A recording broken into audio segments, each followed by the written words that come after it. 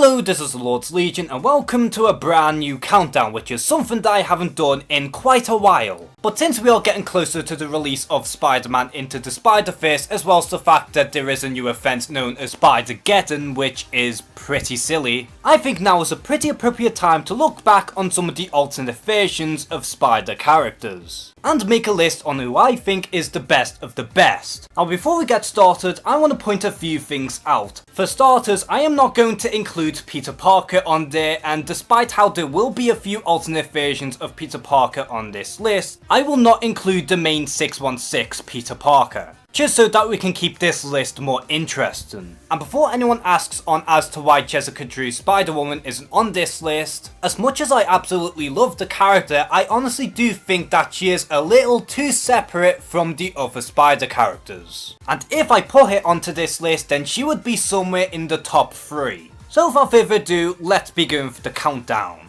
So kicking off the list at number 10, we have Spider-Ham. Now yeah, Peter Parker has always been somewhat of a joke character, but after looking into his backstory and how he became who he is, I just couldn't leave him off the list. Because in his origin, Peter Parker was just nothing more but a normal spider, who then was bit by May Parker, who accidentally radiated herself. And as a result, the spider became a pork-like creature, who still maintains the spider powers. And to me, Spider-Ham has always been a ridiculous, yet at the same time a really fun character who always goes on wacky adventures. And due to his wacky nature, I couldn't just leave him off the list completely.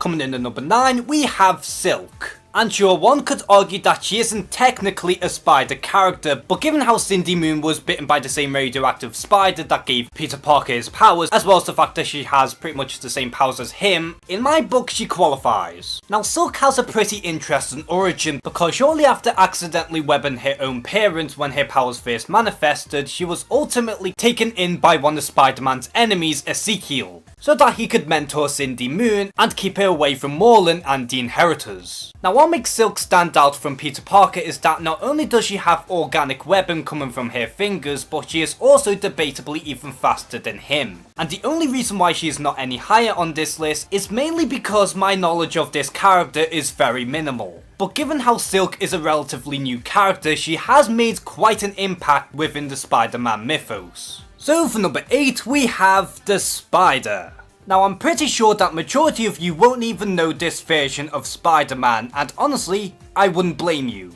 But essentially, this is an alternate version of Peter Parker who is more or less a mass murderer, who not only was granted the Carnage symbiote, but was also recruited to be a part of Weapon X. And what's even more bizarre is the fact that this version of Peter Parker has more or less the same type of humour as Wade Wilson Deadpool. And what I find rather funny is that despite how this sounds like a 90s character, he actually first debuted in 2002. So I suppose he's somewhat of a parody to all of the 90s characters? But either way, this is by far the most bizarre take on Peter Parker, but at the same time, he is rather interesting. And for number 7, we have Spider-Man Noir. Now a lot of people do joke that Spider-Man Noir is quite possibly the most edgy version of Spider-Man imaginable, but honestly, I think he's awesome. Because for starters, unlike most versions of Peter Parker out there, he never learned the great motto of, with great power comes great responsibility. But instead, his motto is, if there is too much power, then it's the responsibility of the people who take it away. But not only that, this is quite possibly one of the first versions of Spider-Man who is an anti-hero and a gun user. Two of these things are something that Peter Parker would never associate himself with.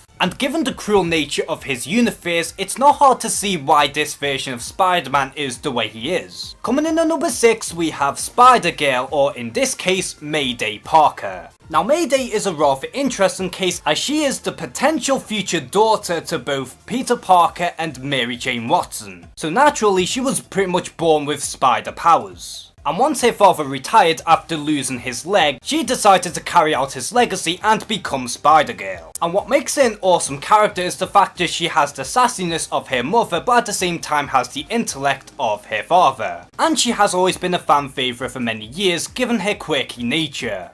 And for number 5, we have Kaine the Scarlet Spider. Now truth be told, I have never really been fond of many spider clones, but Kaine is the one who sticks out above the rest. Mainly because unlike the other spider clones, Kaine has his own personality, and is different enough from the other spider clones. One who originally started off as a villain but then ultimately became more of an anti-hero as time went on. And in a similar fashion to Spider-Man Noir, Kaine is more of a brooding badass who is very brutal with his methods. And unlike the other spider clones, Kaine has his own set of powers such as organic weapon, as well as creating spikes coming out of his wrists and especially controlling other spiders. And given how special Kaine really is, I honestly think that he is a much superior Scarlet Spider than Ben Reilly. Coming in at number 4, we have Miles Morales. Now one could argue that he is very similar to Peter Parker in that they're both geniuses, who are mostly seen as outcasts within their schools. But even with that being said, Miles Morales is still a very interesting character, because after the death of the ultimate Peter Parker, Miles felt so guilty because he thought that he did have the power to save Peter Parker's life from the ultimate Green Goblin. And as a result, he feels like the world still needs a Spider-Man. And what makes him so cool is the fact that not only does he have the additional abilities of invisibility, but he also has his iconic Venom Strike, in which could paralyze his own enemies. And over the years, Miles Morales was so popular that Marvel decided to bring him over to the 616 universe. And the way I see it, that is a major accomplishment.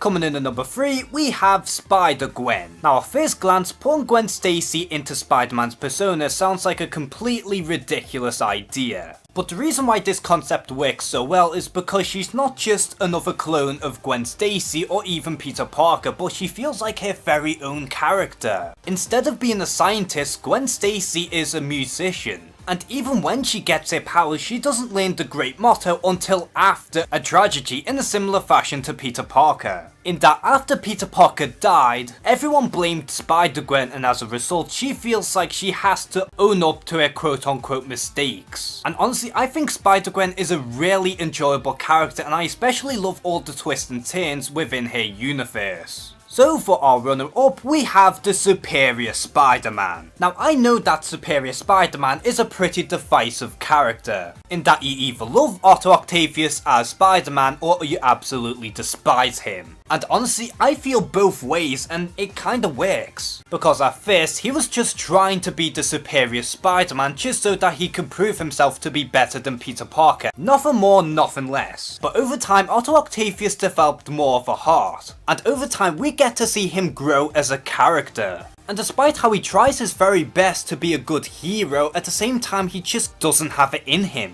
His heart may have been in the right place in the end, but by the time it happened, it was a little too late. And like I said, I do know that the Superior Spider-Man does have a lot of haters, but honestly I absolutely love this character. And his full arc was totally believable. And finally for number 1, we have Spider-Man 2099. Now Miguel O'Hara may be very similar to Peter Parker, but at the same time they are incredibly different as well. As Miguel originally worked at Alchemex, as he was forced to work on an experiment to try to recreate the powers of Spider-Man by splicing DNA. Long story short, the experiment blew up in his face and he ultimately became the brand new Spider-Man. He may not have the similar spider sense to Peter Parker, but instead Miguel does have organic weapon, talents and even poisonous fangs. And unlike Peter Parker who wisecracks during his crime fighting, Miguel is all about business. And also unlike Peter who is pretty much seen as a menace, Miguel is actually worshipped, due to him being the first superhero in many years. And for all these reasons and so much more, this is why I personally think that Spider-Man 2099 is by far the best alternate Spider character. So who is your personal favourite Spider character from another universe?